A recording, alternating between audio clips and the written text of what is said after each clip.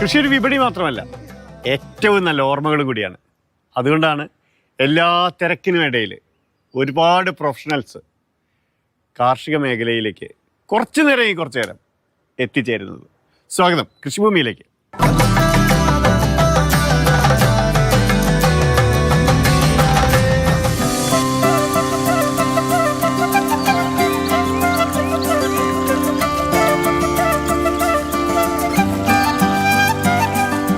Doctor, കറിവേപ്പിലൊക്കെയാണ് ഏറ്റവും കൂടുതൽ വിഷമെന്നാണ് മരുന്നടിക്കണമെന്നാണ് കേട്ടേക്കണേ, ശരിയാണോ? സത്യം. തമിഴ്നാട്ടിൽ നമ്മൾ കറിവേപ്പിലത്തോട്ടത്തിൽ പോയിട്ടുണ്ടെങ്കിൽ നമുക്ക് മനസ്സിലാവും. മെഷീൻ വെച്ചാണ് അടിക്കണേ. ആ ഇലയ്ക്ക് എന്തെങ്കിലും കേടുണ്ടോ? ഈ ഇലയ്ക്ക് എന്തെല്ലാം കേടുണ്ട്. ചെറിയ ചുരുണ്ടൊക്കെ വരും, അവിടെ ഇരിക്കും. അപ്പോൾ ഇവിടെ ഇഷ്ടംപോലെ ആൾക്കാർ വന്ന് പിടിച്ചുകൊണ്ട് പോകും. എല്ലാ തോട്ടത്തിലും നിപ്പുണ്ട് കറിവേപ്പില. ഡോക്ടർക്ക് ഇപ്പോൾ ഇവിടെ വന്നിട്ട് മാവേലിക്കരന്ന് എറണാകുളത്ത് വന്നിട്ട് ഇവിടെ വന്നിട്ട് 40 കൊല്ലായി. 39 കൊല്ലായി. അതിന് മുമ്പേ വന്ന 1969 വന്ന ഡിഗ്രിക്ക് പഠിക്കാൻ സെന്റ് പോൾസിൽ. അപ്പോൾ ഡോക്ടർ മാത്യു വർഗീസ് എറണാകുളം മെഡിക്കൽ സെന്ററിലാണ്. ഒരുപാട് സൂക്കേടുകളൊക്കെ കാണുമ്പോഴാണ് ടെൻഷനാവുക. ഒരു ടെൻഷനും ഇല്ലാതിരിക്കാൻ ഡോക്ടർ കുറച്ച് മാർഗങ്ങൾ നമുക്ക് പറഞ്ഞുതരാൻ പോവാണ്. ടെൻഷൻ കുറയ്ക്കാൻ പറ്റിയ ഏറ്റവും ബെസ്റ്റ് പരിപാടിയാണ്. ഇതിനകത്ത് ഈ കൃഷിയിലോട്ട് നമ്മൾ ഇൻവോൾവ് ആയി കഴിഞ്ഞാൽ മറ്റുള്ള ചിന്തകളൊക്കെ ഒന്നും ഉണ്ടാവില്ല. പിന്നെ കുറച്ച് അത് എല്ലാം കഴിഞ്ഞൊന്ന് കുളിച്ച് കഴിയുമ്പോഴേ വേറെ എന്തെങ്കിലും ചിന്ത മനസ്സിൽ കയറുള്ളൂ. ഇപ്പം നമുക്ക് തേനീച്ചയുടെ കൂട്ടിൽ പിന്നെ ഉറുമ്പ് കയറുന്നുണ്ടോ, അല്ലെങ്കിൽ ചേരന്തി വല കെട്ടുന്നുണ്ടോ, അല്ലെങ്കിൽ വെള്ളം ട്രാപ്പ് ശരിയാണോ, എല്ലാ ദിവസവും വെള്ളം ഒഴിച്ചു കൊടുക്കണം. പിന്നെ ഇവർക്കും വെള്ളം കുടിക്കണമല്ലോ. അപ്പം അവർക്കും കുറച്ച് വെള്ളം ആ കപ്പിനകത്ത് നിന്ന് അവരൊന്ന് കുടിക്കും. അത് തേനീച്ച എന്ന് പറഞ്ഞാലൊരു ഡിസിപ്ലിൻഡ് ആൾക്കാരാണ്, ഭയങ്കര ഡിസിപ്ലിൻഡ്. ഡോക്ടർ, കോവിഡ് കാലത്താണ് ഇവിടെ നിന്ന് സജീവാക്കി തുടങ്ങിയത്. കുറച്ച് ഫ്രീ ടൈം കിട്ടിയായിരുന്നു. അന്നേരമാണ് നമുക്ക് ഇതിനെക്കുറിച്ചുള്ള ഒരു ഫ്രീ ടൈം എന്തെങ്കിലും ചെയ്യണ്ടേ. അപ്പോൾ അതിനുവേണ്ടിയാണ് ഈ ഡ്രമ്മൊക്കെ വാങ്ങിച്ച് നമ്മൾ തുടങ്ങിയത്. അപ്പോൾ ഇവിടെ വീടിൻ്റെ മുകളിൽ ടെറസിൽ കൂടാണ്ട് പുറത്ത് വേറെ 3-4 പറമ്പുണ്ട്. പറമ്പിലെല്ലാം വാഴക്കൃഷി, പപ്പായ കൃഷി, പ്ലാവ്, തെങ്ങ്, ഇഞ്ചി, മഞ്ഞൾ, അങ്ങനെയുള്ള ഒരുപാട് ഐറ്റംസ് ചെയ്തു.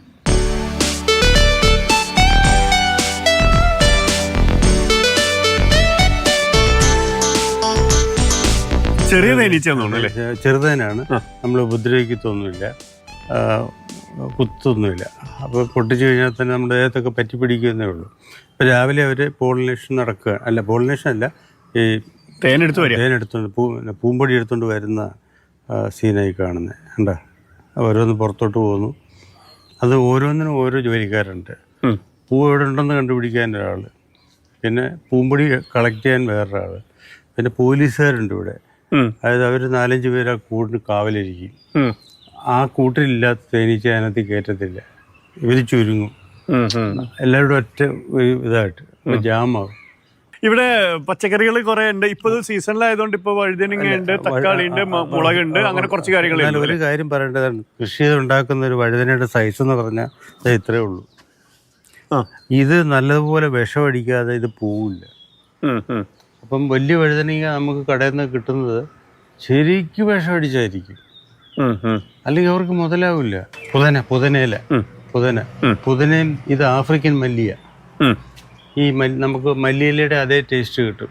അപ്പോൾ അത് രണ്ടും കൂടെ മിക്സ് ചെയ്തിട്ടാണ് നമ്മൾ തേങ്ങാപ്പീരി ഇട്ട് ചമ്മന്തി അരിക്കണേ. അപ്പോൾ കഞ്ഞി കുടിക്കാൻ നല്ല ടേസ്റ്റ് ആയിരിക്കും. ഡോക്ടർ കഞ്ഞി കുടിക്കാറുണ്ട്? കഞ്ഞി മുളയരി കഞ്ഞി രാവിലെ 5 മണിക്ക് എണീക്കും, ഒരു കട്ടൻ ചായ, പിന്നെ സ്വിമ്മിങ്ങിന് പോകും, പിന്നെ പറമ്പിലെല്ലാം ഒന്ന് പോയിട്ട് 8:30 ഹോസ്പിറ്റലിൽ പോകും. Ernakulam medical centre.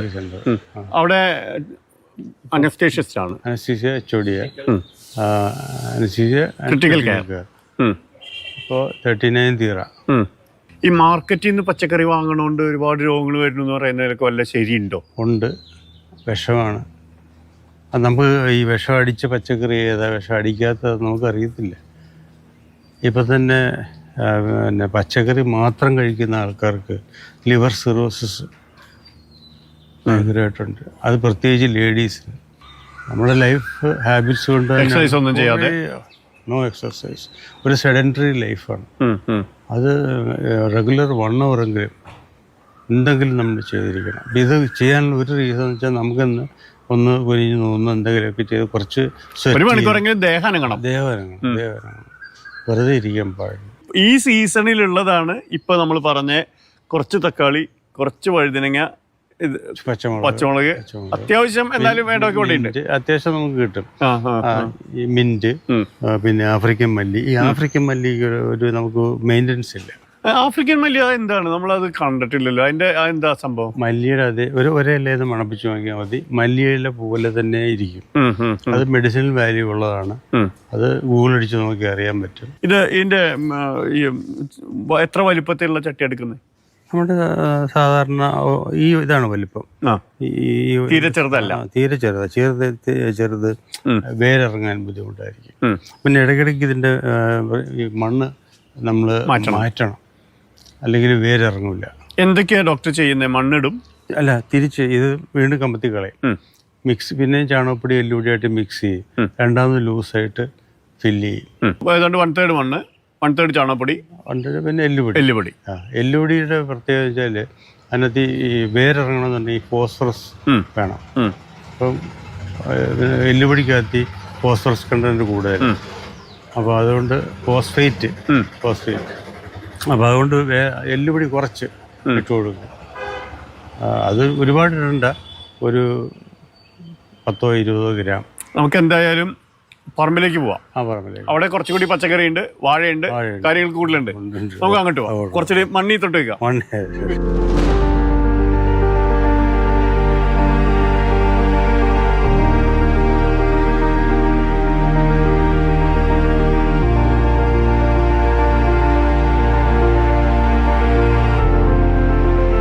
അപ്പോൾ നമ്മൾ ഇവിടെ ഒരു പിറ്റ് ഉണ്ടാക്കും. 4 വശവും ഇഷ്ടി കെട്ടിയിട്ട് സിമെൻറ്റ് വെക്കൂല, ഒരു സൈഡ് മാത്രം സിമെൻറ്റ് വെക്കും. എന്നിട്ട് ഒരു ചെറിയ വെയിറ്റ് കുറഞ്ഞൊരു ഇത് നമ്മുടെ കിച്ചൺ വേസ്റ്റ് മാത്രമേ ഇടത്തുള്ളൂ. അപ്പോൾ ആറ്റ വന്ന് തിന്നോളൂ. ഇതിപ്പോൾ 1 വർഷം 2 വർഷമായിട്ട് സ്മെല്ലൊന്നും ഉണ്ടാവില്ല. പിന്നെ അടയ്ക്കാം. സാധാരണ പെണ്ണുങ്ങൾക്ക് പൊക്കാം, അടക്കി ഇൻസനേറ്റ്. അപ്പം നമ്മൾ കരിയില, ചിരട്ട, മടൽ, അതൊക്കെ വേറെ നമുക്ക് വേസ്റ്റ് കൊണ്ട് കളയാൻ സ്ഥലമില്ല.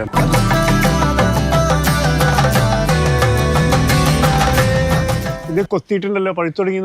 അത് ഇത് നമ്മൾ ഇടാത്തപ്പോഴേ കിളികൾ വന്ന് കുത്തും. അവർക്കും ഭക്ഷണം വേണം. അതായത് ഇടാൻ വേണ്ടിയുള്ള തോട്ടികളാണ്. തേക്കിൻ്റെ തടിയാണ്. തടിയാണല്ലേ? തേക്ക് തടിയാണ്. അപ്പോൾ നമ്മൾ സപ്പോസ് ലൈനിൽ കാണാൻ മുട്ടിക്കഴിഞ്ഞാൽ പ്രശ്നം ഉണ്ടാവും.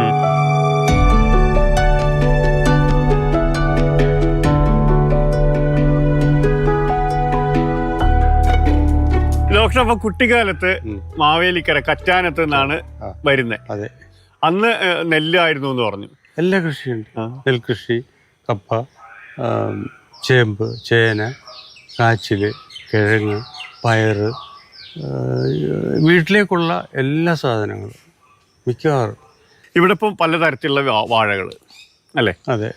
ഏതൊക്കെ തരം വാഴകളുണ്ട്? മെയിനായിട്ട് നമ്മൾ കണ്ണൻ, പിന്നെ ഞാലിപ്പൂവൻ, അത് രണ്ടുമാണ് മെയിനായിട്ട്. എങ്ങനെ വീട്ടിലിപ്പോ നേരത്തെ പറഞ്ഞു ചട്ടി ഉണ്ടാക്കുന്നു, ആ ചട്ടിയിലാണ് ഇതൊക്കെ വയ്ക്കുന്നത് എന്ന് പറഞ്ഞു. ഇത് എങ്ങനെയാണ് ഈ ചട്ടികൾ? അത് പ്രിപ്പറേഷൻ 1/3 മണ്ണ് എന്നൊക്കെ പറഞ്ഞു.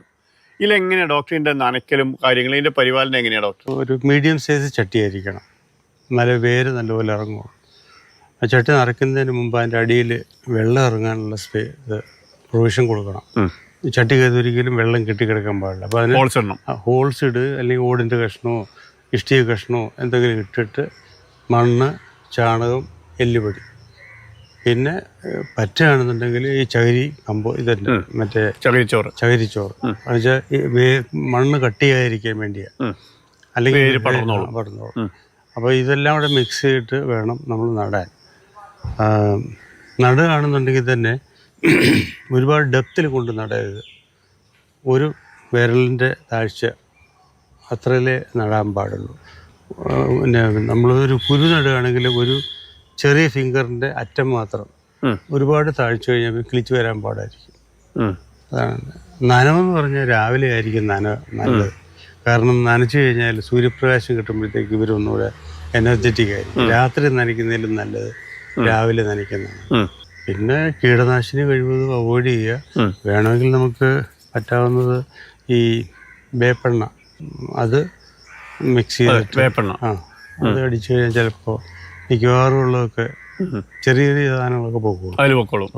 വഴുതനങ്ങയൊക്കെ പെട്ടെന്ന് വരും. അതുപോലെ തന്നെ കേടും കൂടുതലുണ്ടോ അല്ലേ വഴുതനങ്ങയിലൊക്കെ? അത് നമ്മൾ ഈ കീടമില്ലാത്ത ഒരു സാധനവും ഈ ലോകത്ത് ഇപ്പം കാണാനില്ല.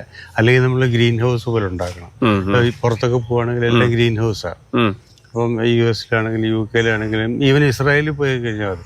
ഇസ്രായേലിൽ പോയി കഴിയുമ്പോൾ അവരുടെ വാഴത്തോപ്പ് കണ്ടു കഴിഞ്ഞാൽ നമ്മുടെ നാട്ടിലൊരു വാഴത്തോപ്പ് ഇല്ല. സത്യം, അത്രയ്ക്ക് ബ്യൂട്ടിഫുൾ ആയിട്ട് അവർ ഉണ്ടാവുകയാണ്. മരുഭൂമി എന്ന് ഓർമ്മ വേണം. ടെക്നോളജിക്കൽ അഡ്വാൻസ്മെന്റ് അല്ലേ? കൾച്ചറും വേണം, ചെയ്യാനുള്ളൊരു മനസ്സാണ് ഏറ്റവും വലുത്. അല്ലാതെ ടെക്നോളജി അതിൻ്റെ കൂടെ വരും, കുഴപ്പമില്ല. പക്ഷെ ഇന്ന് ആർക്കും ഒന്നും ചെയ്യാൻ മനസ്സില്ല.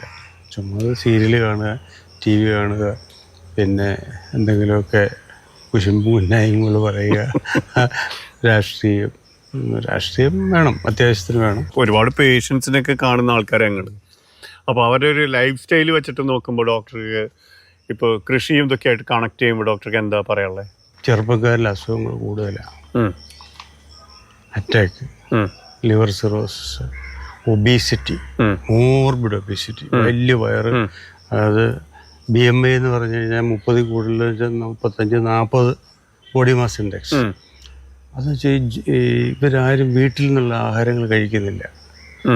എല്ലാവരും പുറത്തുനിന്ന് ഇപ്പോൾ വീട്ടിലാരെങ്കിലും ഇപ്പോൾ കുക്ക് ചെയ്യാറുണ്ടോ? വളരെ ചുരുക്കമേ ഉള്ളൂ.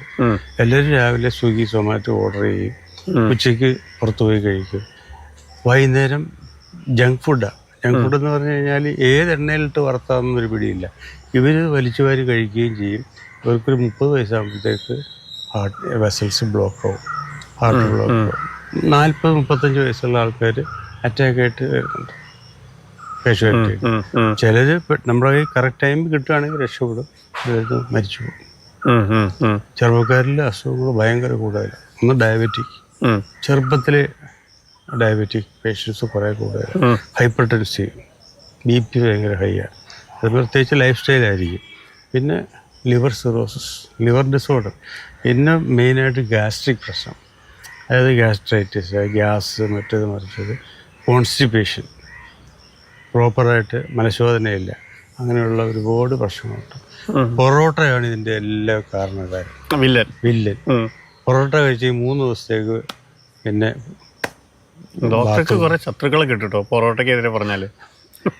ഈ പൊറോട്ട വന്നതിന് ശേഷമാണ് ഈ ആൾക്കാർക്ക് ഇത്രയും അസുഖങ്ങൾ, ഈ ഡയബറ്റിക് പ്രശ്നങ്ങൾ, ഒബേസിറ്റി. പൊറോട്ടയുടെ ബീഫ് കറിയും കൂടെ ആകുമ്പോഴത്തേക്ക് ഭയങ്കര ഇതല്ലേ. ഈ ഗോതമ്പിൻ്റെ ഏറ്റവും ലാസ്റ്റ് പ്രോഡക്റ്റാണ് ഈ പൊറോട്ടയുടെ മൈദ. അതിനകത്തിൽ ഒരു ഫൈബറും ഇല്ല, ജസ്റ്റ് ഒരു പൊടി മാത്രം. അതിനകത്ത് നമ്മൾ എണ്ണയും ഡാലിൻ്റെയൊക്കെ മിക്സ് ചെയ്യുമ്പോഴാണ് ഈ ടേസ്റ്റ് വരുന്നത്. ഈ ടേസ്റ്റ് കൂട്ടാൻ വേണ്ടി പലതും ആഡ് ചെയ്യും, നമ്മളറിയുന്നില്ല. ഡോക്ടറോട് ഇപ്പോൾ ചോദിക്കുമ്പോൾ എനിക്കത് കൗതുകമുണ്ട്. ഇപ്പം എല്ലാവരും പ്രകൃതി ചികിത്സ എന്നൊക്കെ പറഞ്ഞ് ഇംഗ്ലീഷ് മരുന്നേ വേണ്ട എന്നൊക്കെ പറയുന്ന ആൾക്കാരെ ഞാൻ കണ്ടിട്ടുണ്ട്. അതിനൊരു ലോജിക്കും ഇല്ല.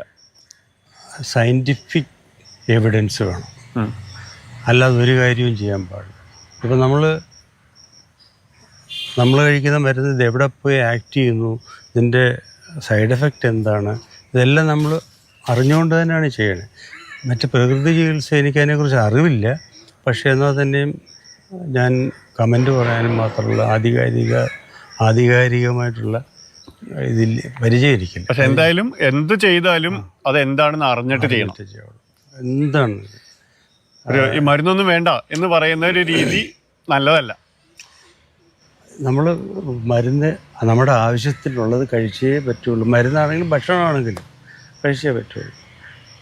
പിന്നെ ഇപ്പോൾ കുറേ ഈ പുതിയ മെഡിസിൻസ്, ആൻറ്റി ഓക്സിഡൻറ്റ്, മറ്റേത് മറിച്ചത്, ബോഡിക്ക് നല്ലതെന്നൊക്കെ, മസിൽ വെക്കും, ഒക്കെ വളരെയധികം സൂക്ഷിച്ച് ചെയ്തില്ലെങ്കിൽ അപകടകാരിയാണെന്ന് എനിക്ക്. കുറേ ആൾക്കാർ ഇങ്ങനെ ഈ ആമസോൺ ഓൺലൈനിൽ കിട്ടും, ചുമ്മാതെ വാങ്ങിച്ച് കഴിക്കുകയാണ്. ഇതെവിടാ പോയി ആക്ട് ചെയ്യുന്നത് എന്താണെന്ന്. അവസാനം കിഡ്നി അടിച്ച് പോകുമ്പോഴേ ഇപ്പോൾ ആരുടെ കിഡ്നി ഈ ക്രിയാറ്റിൻ എടുത്ത് നോക്കും, സീറം ക്രിയാറ്റിൻ എടുത്ത് നോക്കും, 1.2 എബോ ആയിരിക്കും മറ്റേ 0.9 ആ റേഞ്ചിലൊക്കെ നിൽക്കുന്നത്. ബിക്കോസ് കിഡ്നിയുടെ ഫങ്ഷൻ താഴോട്ട് പോയിക്കൊണ്ടിരിക്കുക. കാരണം ഇതിനെല്ലാം പുറത്ത് തള്ളിക്കളയണം തന്നെ എന്തുമാത്രം സ്ട്രെയിന്. അപ്പോൾ അതുകൊണ്ട് സീറം ക്രിയാറ്റിൻ ഒരു 1.2 1.3 ആണ് അപ്പർ ലിമിറ്റ്. അതിലും കൂടുതലാണ് മെജോറിറ്റി. നമ്മൾ സാധാരണ നോക്കുകയാണെങ്കിൽ ഒരു 50 വയസ്സ് കഴിഞ്ഞ ആൾക്കാരുടെ നോക്കുകയാണെങ്കിൽ മിക്കവാറും. ബിക്കോസ് അങ്ങനെയാണ് ഇപ്പോഴത്തെ ലൈഫ് സ്റ്റൈൽ. ലൈഫ് സ്റ്റൈല് കൃത്യമായിട്ട് മെയിൻറ്റെയിൻ ചെയ്തേ പറ്റുള്ളൂ മലയാളിയല്ല എല്ലാവരും. ഏറ്റവും പ്രശ്നം ഒബീസിറ്റിയാണ്. Weight 140 kilo 150 kilo 110 minimum. അതും 10ഉം 20ഉം വയസ്സുള്ള കുട്ടികൾ, ചെറുപ്പക്കാർ. ഇവരൊരു 40 വയസ്സാകുമ്പോൾ എന്തായിരിക്കും? ഇവരുടെ നടക്കാൻ പോലും പറ്റാത്ത സിറ്റുവേഷൻ ആയിരിക്കും. ഈ ജോയിൻറ്റിൻ്റെ പ്രശ്നം, വേദനകളെല്ലാം വരുന്നത് ഈ വെയിറ്റ് ബെയറിംഗ് ആണ്. പിന്നെ സെഡൻറ്ററി ലൈഫ്, ഒന്നും ചെയ്യാതിരിക്കുക. ആക്ടിവിറ്റി ഉണ്ട്, ബ്ലഡ് സർക്കുലേഷൻ കൂട്ടിയേ പറ്റുള്ളൂ. ഒരു ദിവസം നമ്മുടെ എല്ലാ സെൽസിലും നല്ല ഓക്സിജനേറ്റഡ് ബ്ലഡ് ചെന്നേ പറ്റത്തുള്ളൂ, അല്ലെങ്കിൽ ആ സെല്ല് ഡെത്തായിപ്പോവും. അതിനാണ് ഈ എക്സസൈസ് എന്ന് പറയുന്നത്. പൊറോട്ട ഓർഡറിനേക്കാൾ നല്ലത് മുളകരിയോ വേറെ എന്തെങ്കിലും വാങ്ങി കഴിക്കുകയാണെന്ന് പറഞ്ഞു. ഇവിടെ ആണെങ്കിൽ ചക്കയുണ്ട് അല്ലേ? ചക്ക ഏറ്റവും ബെസ്റ്റാണ്. ശരീരത്തിന് ഇത്രയും പറ്റിയൊരു സാധനം, നാച്ചുറൽ ഫുഡ്. ചക്ക, പപ്പായ. ഈ പപ്പായ പുറത്തുനിന്ന് വരുന്നതൊക്കെ ഇവർ കെമിക്കലിട്ട് പഴുപ്പിച്ചാൽ കൊണ്ടുവരുന്നത്. എല്ലാ സാധനവും കെമിക്കലിട്ട് പഴുപ്പിക്കും. നമ്മളൊരു പഴം പഴുപ്പിക്കാൻ വെച്ചാൽ ഒരാഴ്ച എടുക്കും, മറ്റൊരു ഒരു ദിവസം കൊണ്ട് പഴുപ്പിച്ചു. ഇതെല്ലാം ഇതിനകത്തോട്ട് കയറും, തൊലിക്കകത്ത് കൂടെ അകത്തോട്ട് കയറും. അത് നമുക്ക് കഴിക്കുന്നത്. അപ്പം ആൾക്കാർക്ക് അസുഖങ്ങൾ ഭയങ്കര കൂടുതലാണ്. ഡോക്ടർ കുട്ടിക്കാലത്ത് ചക്കയൊക്കെ ആയിരുന്നിരിക്കും അല്ലേ? ചക്കയാണ് നമ്മുടെ ചക്ക നിലനിർത്തിയത്. ചക്ക ഒരു പ്ലാവിൽ നിന്ന് തന്നെ ഒരു 10-100 ചക്ക കാണും. ഇത് അത്രയും വലിയ പ്ലാവായിരിക്കും. അതിൻ്റെ എല്ലാ ശിഖരത്തിൽ അതെല്ലാം നമ്മൾ തന്നെത്താനെ കയറിയാണ് ചക്ക ഇടുന്നത്. അണ്ണാൻ കയറുന്ന പോലെ എല്ലായിടത്തും കയറി അമ്മ താഴെ നിൽപ്പുണ്ടാവും. ഇട്ട് അത് വെട്ടിപ്പൊളിച്ച് കൊടുത്ത് അതിൻ്റെ എല്ലാം ഉപയോഗിക്കും. ചക്കയുടെ കുരു, പിന്നെ അതിൻ്റെ നടുക്കൊരു സാധനം ഉണ്ടല്ലോ, കൂഞ്ഞ് തോരൻ വെക്കും. അപ്പൊ കഞ്ഞിക്കും ഈ കൂഞ്ഞു തോരനാണ് നമ്മൾ ഉപയോഗിക്കുന്നത്. മുള്ളൊഴിച്ചൊക്കെ കഴിക്കും. പിന്നെ ഏറ്റവും സേഫ് എന്ന് മരുന്നടിക്കാത്തൊരു സാധനം ഈ ചക്ക. ഞാനിപ്പോൾ കണ്ടെടുത്തോളം മരുന്നടിക്കാതെ കിട്ടുന്ന ഒരേ ഒരു സാധനം ചക്കയാണ്. കഴിവതും നമ്മൾ ഇത്തിരി ഡിസിപ്ലിൻഡ് ആണെങ്കിൽ വലിയ കുഴപ്പമില്ലാതെ പോകാൻ പറ്റും. അത്യാവശ്യത്തിന് മരുന്ന് കഴിക്കണം കേട്ടോ. ഡയബറ്റിക് ആണ്, അതിനുള്ള മരുന്ന് കഴിക്കണം. BP ഉണ്ട്, അതിനുള്ള മരുന്ന് കഴിക്കണം. ഡോക്ടർക്കും രോഗം വരില്ലേ? കുറുന്തോട്ടിക്ക് വാദം വരത്തില്ലേ?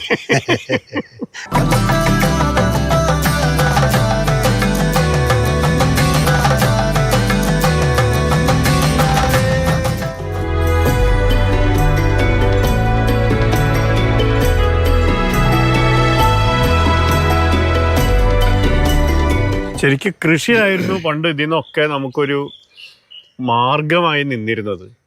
എനിക്ക് തോന്നുന്നു കൃഷിയിലോട്ട് ആൾക്കാർ തിരിച്ചു പോകാനൊരു സാധ്യതയുണ്ട്. കാരണം ഇപ്പോൾ IT ഫീൽഡ് ഭയങ്കര ഡള്ളായിട്ട് വരിക. IT മിക്കവാറും പൊട്ടിപ്പോകുന്നതാണ് എൻ്റെ ഒരു ഒപ്പീനിയൻ.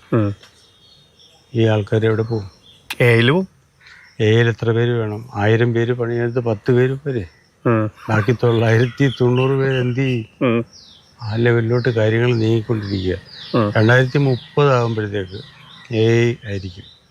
അപ്പോൾ ഇത്രയും വലിയൊരു കമ്മ്യൂണിറ്റി ഉണ്ട്, ഇത്രയും വലിയ മാസ് എന്ന് പറയാവുന്ന, ഇത്ര ഇന്ത്യ പോലെയുള്ള ഇത്ര വലിയ കോടിക്കണക്കിന് ആൾക്കാരുള്ള ഒരു കൺട്രിക്ക് അപ്പോൾ ഡോക്ടർ പറയുന്നത് അഗ്രി സെക്ടറിലേക്ക് തിരിച്ചു വരേണ്ടി വരും എന്നാണ്. അല്ലാതെ വേറെ എന്താ മാർഗം? എന്തിപ്പോൾ ഇതെങ്ങനെ ഇതൊക്കെ പോസ്റ്റ് അടിച്ച് വെച്ചാൽ? പോസ്റ്റ് അടിച്ച് നമ്മുടെ ഈ തേനീച്ചയുടെ പൈപ്പ് കണ്ടോ? ഈ പൈപ്പ് ഇതിനകത്തോട്ട് ഇറക്കി വെക്കുന്നത്. ഒരു കാരണവശാലും ഈ പൈപ്പ് മറിയത്തില്ല. എന്നിട്ട് അതിന്റെ വാട്ടർ ടാപ്പ് അതിന്റെ ഉള്ളിൽ ഇതുപോലത്തെ ഒരു അതിന്റെ ഉള്ളിൽ പൈപ്പുണ്ട്. അപ്പൊ ഒരു കാരണവശാൽ എത്ര കാറ്റടിച്ചാലും പിന്നെ ഇപ്പൊ തന്നെ ഈ തേനീച്ചയ്ക്ക് കൂട് അനങ്ങാൻ പാടില്ല. തേനീച്ചയുടെ കൂടാണ്. എപ്പോഴും ഇത് സൺലൈറ്റിനെ ഫേസ് ചെയ്ത് വേണം വെക്കാൻ. പിന്നെ കൂടൊരിക്കലും അനങ്ങാൻ പാടില്ല. അനങ്ങി കഴിഞ്ഞാൽ അവർക്ക് പ്രോപ്പർ. അപ്പം നമ്മൾ പിന്നെ ഒരുപാട് വെയിലടിക്കാൻ പാടില്ല. വെയിലടിച്ചു കഴിഞ്ഞാൽ ഒന്നിൽ അവർക്ക് ബുദ്ധിമുട്ടാണ്, പിന്നെ തേൻ ഉരുകിപ്പോവും. അതിന് ഒരു പല കഷ്ണം പറന്നു പോയിരിക്കാൻ. അത് കഴിഞ്ഞ് ഒരു ഷീറ്റ് വെള്ളം ഇറങ്ങാൻ പാടില്ല. പിന്നെ വെയിറ്റിന് വേണ്ടി നമ്മൾ ഓടിൻ്റെ കഷ്ണമോ ഇഷ്ടിക കഷ്ണമോ എന്താണെന്ന് വെച്ച് വെക്കാം. പിന്നെ അതിൻ്റെ മുകളിലാണ് നമ്മൾ ഈ വെള്ളം ഇറങ്ങാതിരിക്കാൻ, മഴ പെയ്യുമ്പോൾ വെള്ളം ഇറങ്ങാതിരിക്കാൻ വേണ്ടി ഒരു അലുമിനിയം ഷീറ്റ്. ഉള്ളില് ഇത് ഇച്ചിരി എക്സ്ട്രാ പണിയാട്ടോ. എടുത്തു. ഏറ്റവും വലിയൊരു പണി ഈ പല്ലി ഇവന്മാരെ കഴിക്കാൻ വരും. നമുക്കൊന്ന് അഴിച്ചു നോക്കാം.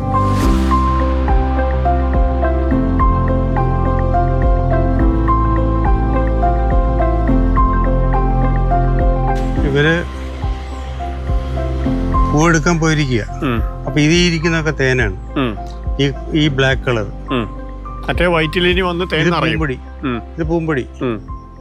ഇത് പഴയ മുട്ട. ഇത് പുതിയ മുട്ട. ഈ വെള്ള.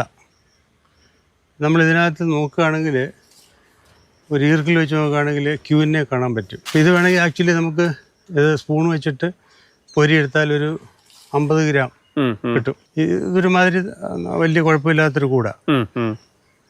ഇതുപോലെ കിട്ടുകയാണെന്നുണ്ടെങ്കിൽ ഒരു 10 കൂടുണ്ടെങ്കിൽ ഒരു 500 ഗ്രാം കിട്ടും. അപ്പോൾ ഇതേവരെ തന്നെ ഇവിടെ വന്ന് നോക്കി കാണാം. എല്ലാത്തിൻ്റെയും അടിയിലെ പൂമ്പൊടി കണ്ടോ? തിരിച്ചു വരികയാണ്. തിരിച്ചു വരുന്ന പൂമ്പൊടി കളക്ട് ചെയ്ത് വരുന്നുണ്ടോ? നമുക്കത് അടച്ചു വെക്കാം. ഇതുപോലെ എത്ര കൂടുകൾ ഇപ്പൊ ഈ 4 ഇപ്പൊ എത്ര കൂടുകളുണ്ട്? 50 കൂടുണ്ട് അല്ലേ? അപ്പൊ 19 ഇതുപോലെയുള്ള ചെറുതേനിന്റെ കൂടുകൾ, ചെറുതേനീച്ചയുടെ കൂടുകൾ, വീട്ടിലേക്ക് ആവശ്യമായിട്ടുള്ള എല്ലാ പച്ചക്കറികളും, പിന്നെ ഇതാ ഇതുപോലെ വാഴക്കൂമ്പ്, കുടപ്പൻ, പപ്പായ, ചക്ക, ആവശ്യത്തിന് തേങ്ങ. ഡോക്ടർ പുറത്തുനിന്നൊന്നും വാങ്ങാറില്ല. വീട്ടിലില്ലാത്തത് വാങ്ങിച്ചേ പറ്റൂ, അത്യാവശ്യമുള്ളത്. അപ്പോൾ ഡോക്ടറാണ് ആരോഗ്യം എങ്ങനെയൊക്കെ ഉണ്ടാക്കാമെന്ന് പറഞ്ഞുതരാൻ മാത്രമല്ല കാണിച്ചു തരാൻ കൂടിയാണ്. കാത്തിരിക്കുന്നു നിങ്ങളുടെ നിർദ്ദേശങ്ങളും അഭിപ്രായങ്ങളും.